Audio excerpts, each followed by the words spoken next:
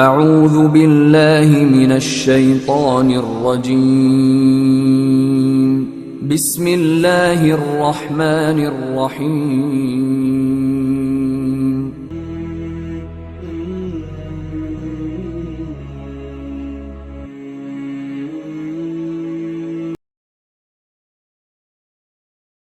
نحمده ونصلي على رسوله الكريم اما بعد فاعوذ بالله من الشيطان الرجيم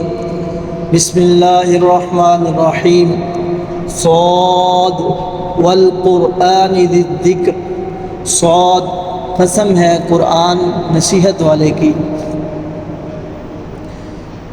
یہ سورہ صاد کا آغاز ہے۔ یہ سورہ مبارکہ مکی صورت ہے۔ اللہ رب العالمین نے اس کا آغاز حروف مقطعات سے کیا ہے۔ حروف مقطعات وہ کہ جن کے بارے میں بعض محدثین نے مفسرین نے یہ بھی کہا ہے کہ یہ اللہ کی طرف سے چیلنج ہے کہ کوئی بھی بندہ عربی چاہے کتنے بھی اپنے آپ کو فصیح اللسان ماننے والے کیوں نہیں، لیکن یہ وہ حروف جو اللہ تعالیٰ نے صاد، الف لام میم، الف لام را اس طرح کے حروف قرآن پاک میں نازل کیے ہیں، ان کا معنی اور ترجمہ وہ نہیں کر سکتے۔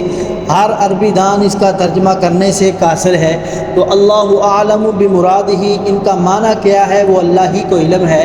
والقرآن ذی الذکر، اور قسم ہے قرآن پاک کی، ذی ذکر ذکر والے۔ اللہ تعالیٰ نے قرآن پاک کی قسم اٹھا کر اس بات کا آغاز کیا کہ نصیحت والا قرآن ہے۔ قسم جو ہے وہ اللہ رب العالمین جس چیز کی چاہیں کھا سکتے ہیں، لیکن انسان کے لیے صرف اللہ ہی کی قسم کھانا ضروری ہے۔ اب اللہ رب العالمین فرماتے ہیں ذکر نصیحت والے، یہاں سے مفسرین نے تین معنی کیے ہیں۔ ایک یہ کہ یہ نصیحت والی کتاب قرآن پاک کا ذکر ہونے جا رہا ہے، اور دوسرا کہ یہاں پر اللہ تعالیٰ کی ذات کا ذکر، اور تیسرے نمبر پر ان چیزوں کا ذکر کیا جائے گا جن کے ذریعے انسان کو دنیا میں نجات ملے گی۔ فرمایا بل الذین کفروا، بلکہ وہ لوگ جنہوں نے کفر کیا، فی عزت و شقاق، وہ تکبر میں اور مخالفت میں پڑے ہوئے ہیں۔ اللہ تعالیٰ نے یہاں پر کفار کی یہ بات کا ذکر کیا کہ وہ جو اللہ کے قرآن سے دور ہیں اور نبی پاک کی بات کو تسلیم نہیں کرتے، وہ اپنے تکبر اور کفر کی وجہ سے اللہ کے دین سے دور ہیں، اور تکبر اور مخالفت کی وجہ سے کہ یہ محمد صلی اللہ علیہ وسلم جو ہم جیسے انسان ہیں، ہم اس کی بات کو تسلیم کر لیں، یعنی اپنے آپ میں تکبر کی وجہ سے قرآن پاک کا انکار کرتے ہیں، نبی پاک کی ذات کا انکار کرتے ہیں۔ کم اہلکنا، کتنی ہی ہم نے ہلاک کر دی، من قبلہم قرن، ان سے پہلے قومیں، فنادوا، تو انہوں نے پکارا مدد کے لیے، ولا تحین مناص، اور نہ رہا تھا وہ وقت خلاصی کا۔ اللہ رب العالمین نے یہاں پر کفار کو وہ پیچھے آنے والی قوموں کا وقت یاد کروایا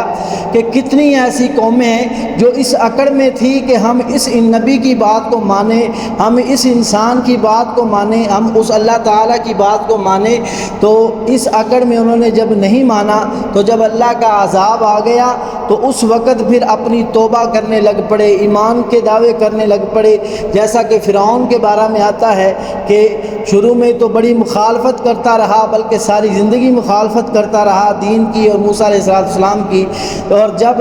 غرق ہونے لگا، سمندر کے اندر ڈوبنے لگا، تو فوراً کہہ رہا ہے آمنت بہی بنو اسرائیل، کہ میں بھی ایمان لاتا ہوں جس پر بنی اسرائیل ایمان لائے ہیں، میں بھی موسیٰ علیہ السلام پر ایمان لاتا ہوں۔ تو اللہ تبارک و تعالیٰ نے فرمایا کتنے ایسے لوگ ہیں جب انہوں نے اپنا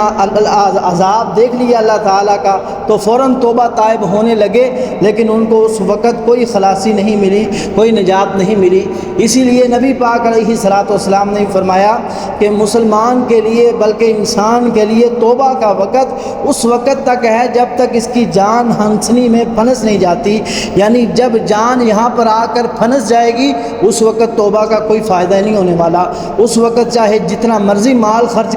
کر دے، اس وقت چاہے جتنی مرضی توبہ کر لے، وہ توبہ کسی کام کی نہیں۔ اپنے عذاب سے قبل اللہ تعالیٰ سے معافی مانگنا ضروری ہے۔ وَعَجِبُوا أَنْ، اور انہوں نے تعجب کیا اس بات پر، جَاءَهُم مُنذِرٌ مِّنْهُمْ، آیا ان کے پاس ایک ڈرانے والا انہی میں سے، اور ان کا تعجب یہی تھا کہ یہ ہمارے ہی میں سے انسان ایک نبی بنا دیا گیا، ہم اس پر ایمان لے آئیں، ہم اس کی بات کو مان لیں۔ اس بات کا